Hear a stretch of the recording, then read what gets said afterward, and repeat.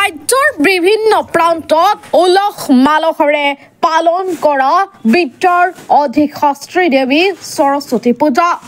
যোৱাকালি বিদ্যাৰ অধিষ্ঠাত্ৰী দেৱী সৰস্বতী পূজা ৰাজ্যৰ বিভিন্ন প্ৰান্তৰ বিদ্যালয় মহাবিদ্যালয়ত জাক-জমকতাৰে উদযাপন কৰিছে সৰস্বতী পূজা। গোৱালপাৰা জিলাৰ ডাইট গোৱালপাৰা দুধনৈত উলহ মালহেৰে সৰস্বতী পূজা পালন কৰা হয়। সৰস্বতী পূজাৰ উপলক্ষে ডাইটৰ সাধাৰণ সম্পাদক প্ৰীতম বৰ্মনে কি ক'লে চাৱা হক স্পটলাইট আসামৰ এই বিশেষ প্ৰতিবেদনত।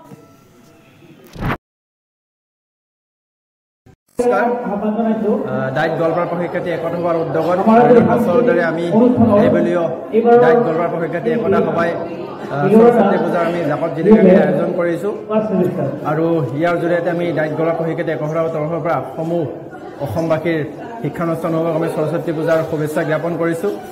আৰু ডাইট গোৱালপাৰাৰ সৰস্বতী পূজা ক'লে এক বিশেষ এক সুকীয়া আমেজ বুলিয়ে ক'ব লাগিব, কাৰণ আমি ডাইট গোৱালপাৰা প্ৰকৃতি অকল সৰস্বতী পূজাৰ মূৰ্তিটোৱে দেৱী অৰ্চনা নকৰোঁ আৰু ইয়াতে আমি যিখিনি আমাৰ প্ৰশিক্ষাৰ্থীসকলে প্ৰেক্টিকেলি যিখিনি কাম কৰে, আমাৰ অলপতে BEdৰ ফাৰ্ষ্ট ছেমিষ্টাৰসকলে বিভিন্ন ধৰণৰ এক্টিভিটি কৰি উলিয়াইছে।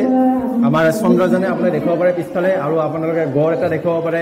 তাৰপিছত আমাৰ ধুনীয়াকৈ এটা ছাতি আকাৰে এটা ধুনীয়াকৈ BEd প্ৰশিক্ষাৰ্থীসকলে ধুনীয়াকৈ বস্তু এটা বনাইছে। সেইবিলাক আমি সৰস্বতী পূজাৰ দিনাই প্ৰদৰ্শনী হিচাপত আমি বক্তব্য ৰাইজৰ সন্মুখত উপস্থাপন কৰোঁ।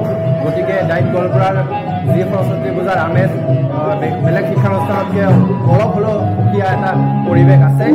গতিকে আপোনালোকে সমূহ এবাৰ যদি পায় ডাইট গোৱালপাৰালৈ আহক, আমি প্ৰশিক্ষাৰ্থীসকলে বনোৱা বস্তুবিলাক আপোনালোকে ভিজিট কৰক আৰু শেষত আমি ডাইট গোৱালপাৰা পৰীক্ষাৰ্থী একতা সভাই অসমত ঘটি থকা বিভিন্ন ধৰণৰ অভিযোগৰ কাৰ্যবিলাক শৃংখলাবদ্ধভাৱে চলি থাকক আৰু অসমৰ সকলোকে শুভেচ্ছা জনাই ইয়াতে মোৰ বক্তব্য সামৰি মাৰিছোঁ।